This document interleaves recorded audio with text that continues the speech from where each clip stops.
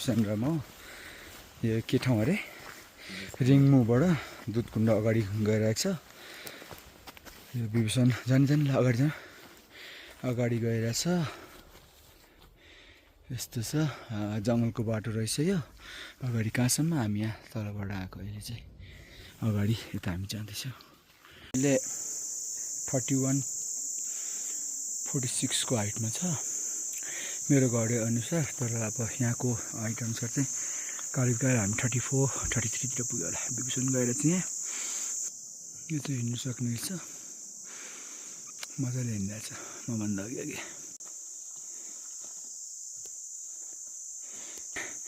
Video खिचिरहेछ विभूषणले हुसु लागिरहेछ अहिले पानी पनि एक दुई छिट आइरहेछ डाँडाबाट आएको खाना खाएर पुरै हुसु लागिरहेछ यहाँबाट चाहिँ सहर सुबेनी अलिकति उकालो छ त्यसपछि त्यसो भनेको छ कति 3-3.5 घन्टा जति लाग्छ होला पुग्नको लागि ल यस्तो हुसु आइरहेछ यो चाहिँ एकदम डेन्जर भिड छ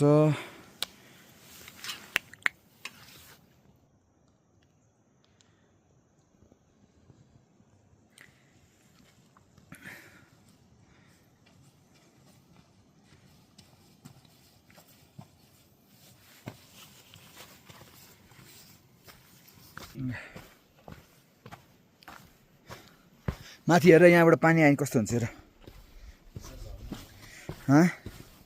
यो त हो हेर यो कुनै हो यो पानी आयो भने यहाँबाट आउँछ सर यस्तो आउँछ होइन अनि यहाँबाट जान्छ डुङडुङ सबै खत्तम हुन्छ नि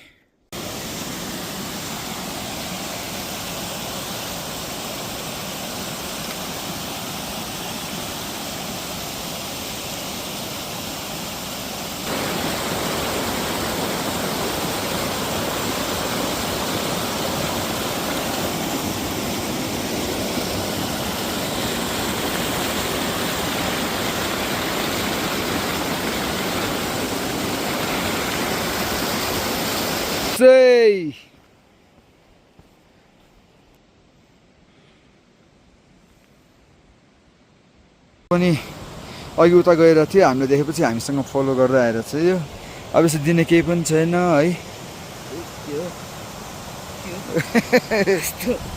ल बाहुबली झर्ना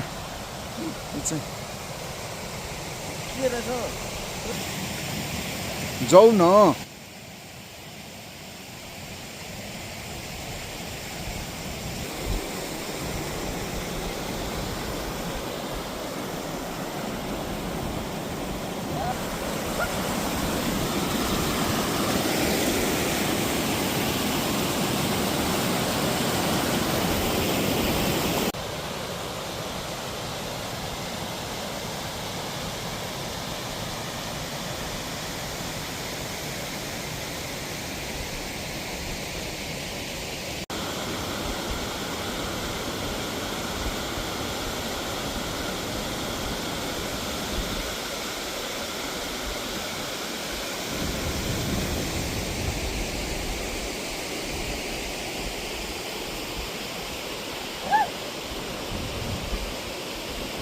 हामी अहिले अब नुम्बुर हिमाल यो अगाडिको गएर छौँ अगाडि विभूषण गएर छ यो खोलाहरू छ मजाले हामी यो भर्खर क्रस गरेर आएको। हिजो चाहिँ विभूषणले अलिकति एक्जस्ट भएर चाहिँ अलिकति भोमिट गरेको थियो, तर आज एकदम फ्रेस छ अनि एकदम एक्साइटेड छ त्यो हिमालको तल दुधकुण्डसँग जानको लागि। लेट्स सी अब के हुन्छ त्यहाँ पुग्दाखेरि। हामी बल्ल बल्ल दुधकुण्ड आयो। अहिले मेरो घडीमा 4300 को हाइट छ। यसको मतलब हामी 45 अबको हाइटमा छ। घडी मिल्दैन। विभूषण थाकेर वान मोर स्टेप गर्दै गर्दै हामी यहाँसम्म आइपुग्यो। दुधकुण्ड चाहिँ हामीले अहिलेसम्म देखेको छैन, यहीँ कतैतिर छ। दुधकुण्ड भनेको त दुधकुण्ड लेकै होइन रहेछ नि, त्यसले हामीले धोका दिइहाल्यो। यो चाहिँ मेरो विचारमा घोस्ट लेक होला यो है, घोस्ट लेक होइन त। ल यहाँबाट हामी बल्ल एकछिन we are here in Dudhkunda Lake, height 4600 meter. Wish you a happy journey. Thank you very much. अनि उता पर चाहिँ त्रिशूल देखिरहेछ, त्यही हो हामी पुग्नु पर्ने। अनि विभूषण अगाडि गइरहेछ। विभूषण बल्ल बल्ल बल्ल ह्याप्पी होइन विभूषण? बल्ल बल्ल है। ओएमजी गर्दा हिरो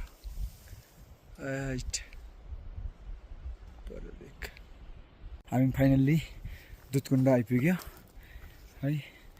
दुधकुण्ड आइपुग्यो। खै म मात्र भएर छ नि, विभूषण के हो यो? आइपुग्यो। अब यही हो दुधकुण्ड चाहिँ। ओएमजी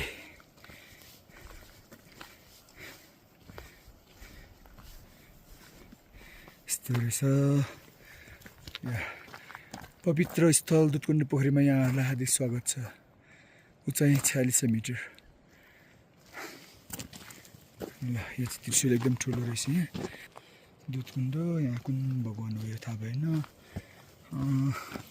अब एकैछिन हामी ड्रोन ट्राई गर्छौँ यहाँ कस्तो आउँदो रहेछ। पुरा हुसु लागिरहेछ।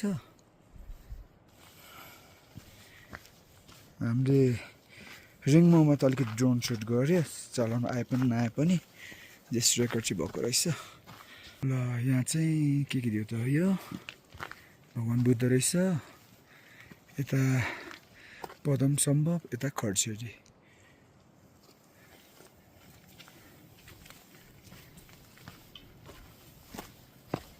ल दुधकुण्ड ओएमजी आइपुग्यो हामी दुधकुण्डमा।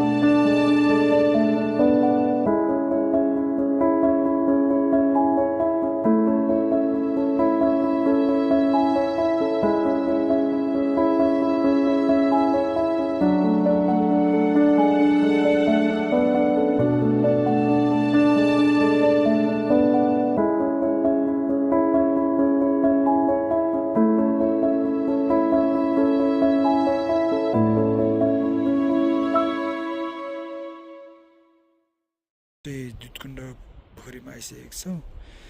मेरो 16 भयो क्या आइसकेको छ। अब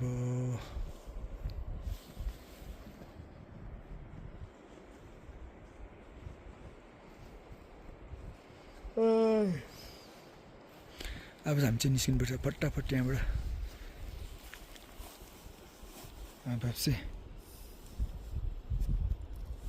फर्किँदै गरेको हो यो। यहाँ माथिबाट आएको, अब निकै नै माथिबाट बिर्सन अलिक थकित देखिरहेको छ। खुट्टा दुख्यो भन्दै थियो, ओह्रालो आउँदाखेरि एकछिन रेस्ट गरिरहेको छु। अनि फेरि हामी सिधै खोला हुँदै तल जान्छौँ। मेरो दुधकुण्डबाट फर्किने क्रममा चाहिँ अचानक पानी परेको भएर चाहिँ अब छाता रेनकोट यस्तो लगाएर हिँड्नु परेको अवस्था छ। पानी परिरहेछ। आजभन्दा नि भोलि चाहिँ के भने अब बाइक लानु सक्ला कि नसक्ला। बाइक लानु सकेन भने त हामी फेरि एक दिन भोलि त्यहीँ बस्नुपर्छ। के हो ठिक छ। जाडो भएर चाहिँ बिर्सनलाई है।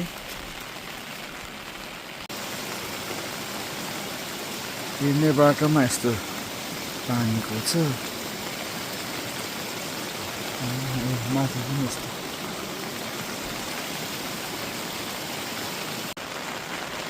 अझै उकालो पानी परेर चौपट छ आज।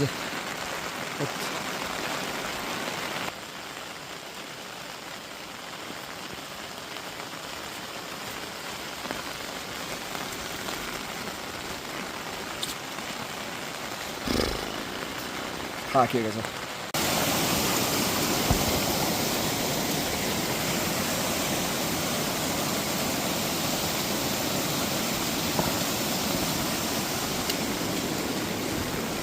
फेरि उकालो ओएमजी अनि त्यहाँ परबाट आएको। अब हामी यो कामु डाँडाबाट फर्किरहेको अवस्थामा छौँ। हिजो हामी खास रिङमा पुग्ने थियौँ, तर ढिलो भएकोले चाहिँ हामी टाइममा पुग्न सकेनौँ। त्यही भएर राति बास बसेर आज बिहानै 6:45 बजी हिँडिरहेको छ रिङमा।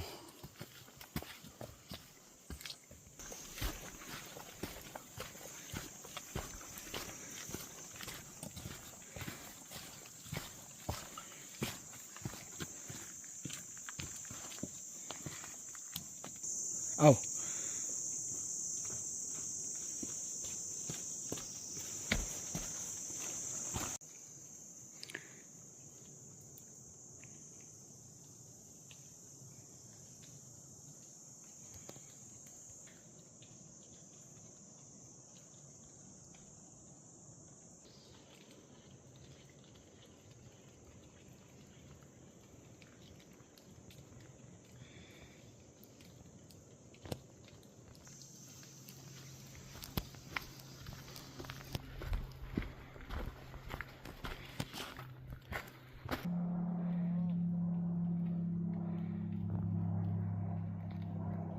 परेको चाहिँ के रहेछ यार। त्यो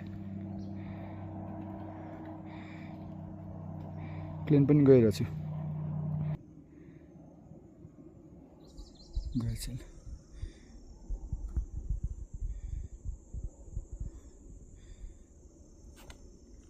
त्यहाँबाट घामको लाइट पनि आइरहेछ कस्तो मजाले। यतापट्टि चाहिँ हिमाल देखिरहेको रहेछ। त्यसमा कतिको देखिन्छ खै। हो हिमाल देखिरहेछ, तर अब त्यति राम्रोसँग देखिरहेको छैन।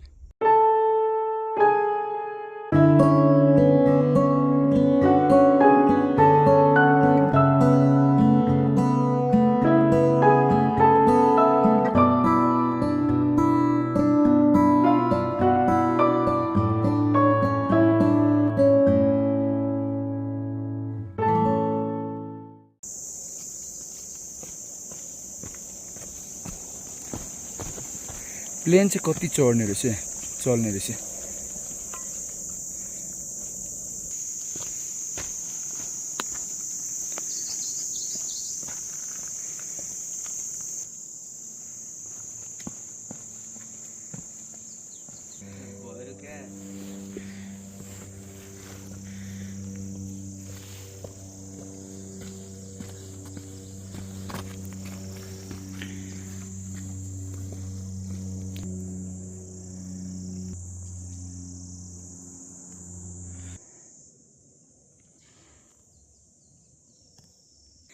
बिस्तारै फेरि अब उसो लागेर यता चाहिँ आकाश अहिलेसम्म त राम्रो देखिरहेछ।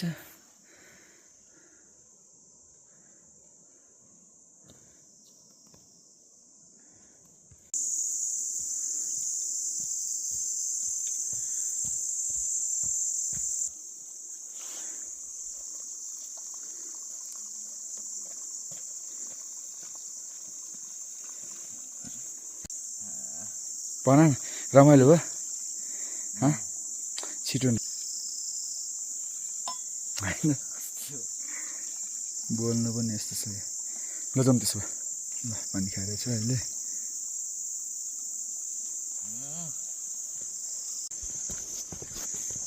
हिँड हिँड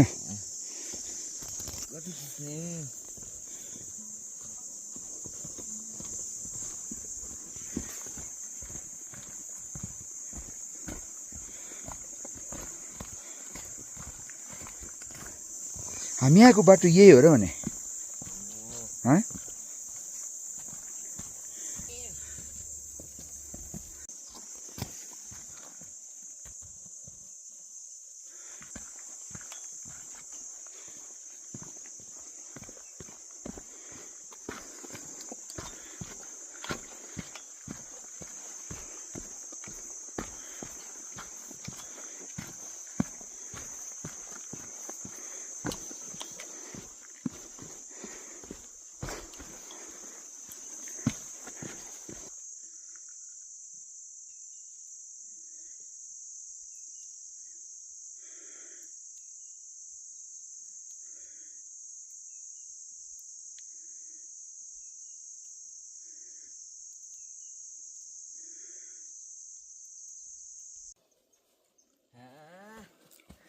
आइपुग्नु लाग्यो अब हामी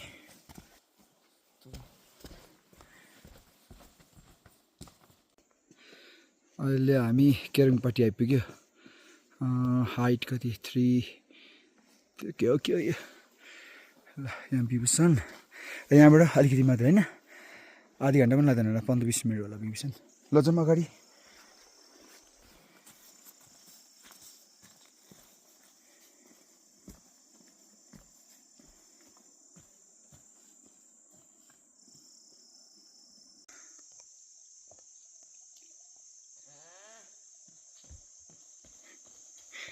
हेरिङमा पुग्नु लागेको छ हिजोदेखि नै अस्तिदेखि नै हामी विभूषणमा मात्र छ यो बाटोमा जङ्गलको बाटोमा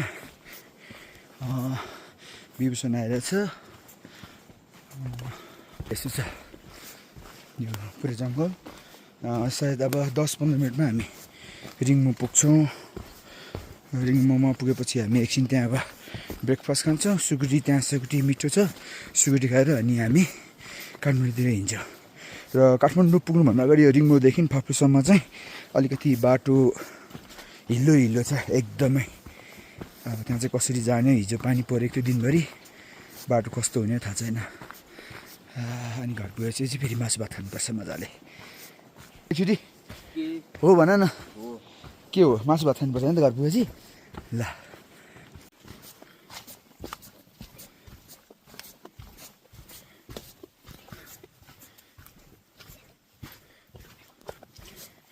यो बाटो चाहिँ अलिक मजाको रहेछ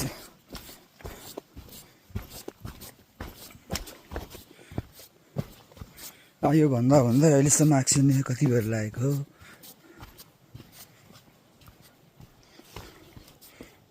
बाटो यस्तो छ भन्नलाई 10 मिनट भनियो तर आधी घन्टाभन्दा बेसी नै हुन लागिसकेको छ च्याउ रहेछ यस्तो जङ्गली च्याउ उता पनि फुलिरहेको रहेछ जङ्गली च्याउहरू इस्यो ओ ल यो फ्लेयरहरू देख्न थालेछ सायद अब चाहिँ आयो होला गाउँ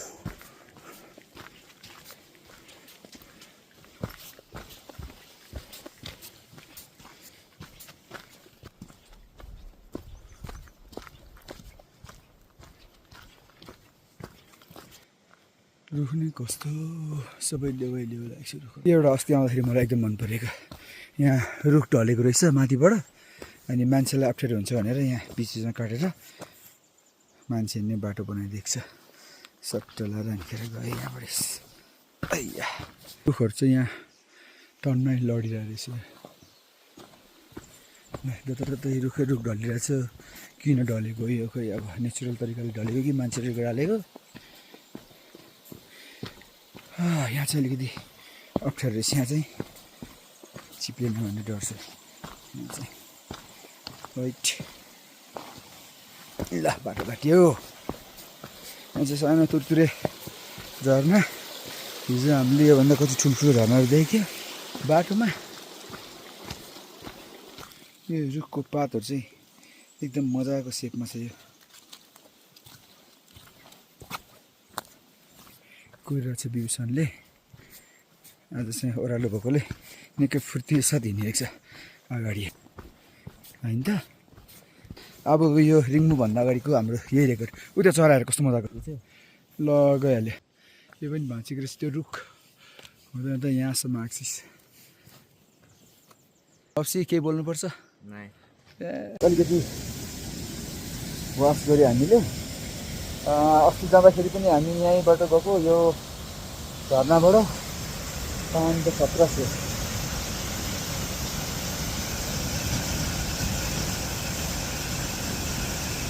यो क्रस गरी तर गएको।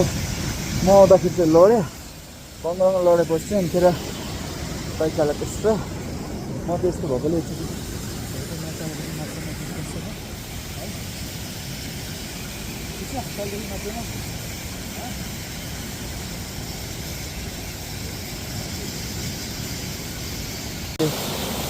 त्यो रिभर क्रसिङ गऱ्यो।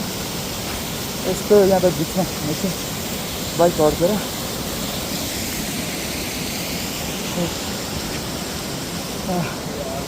यता पर बाइक छैन।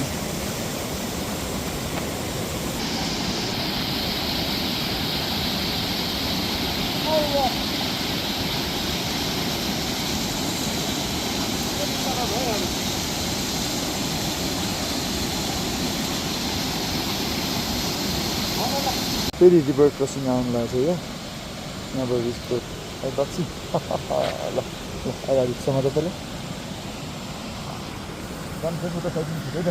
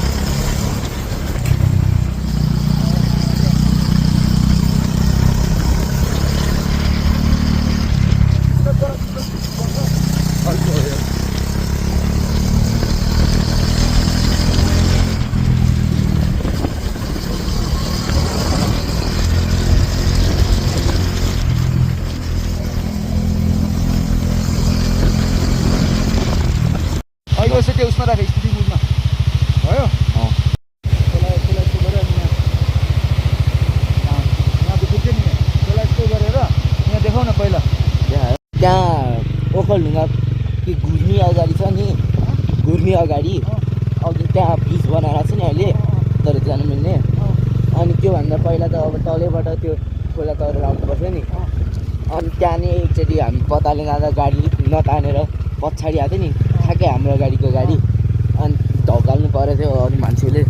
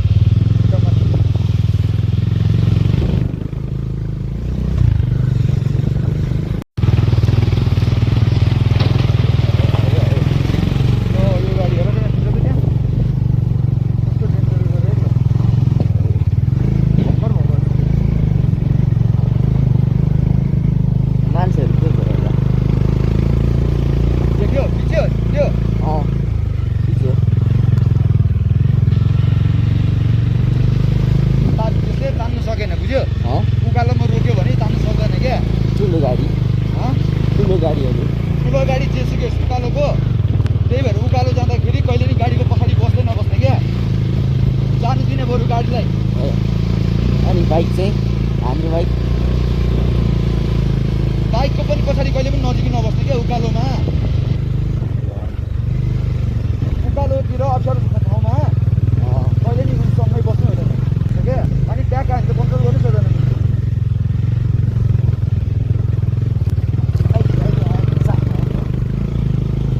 हामी अस्ति उता जाँदा पनि थियो नि, पताले जाँदा त्यो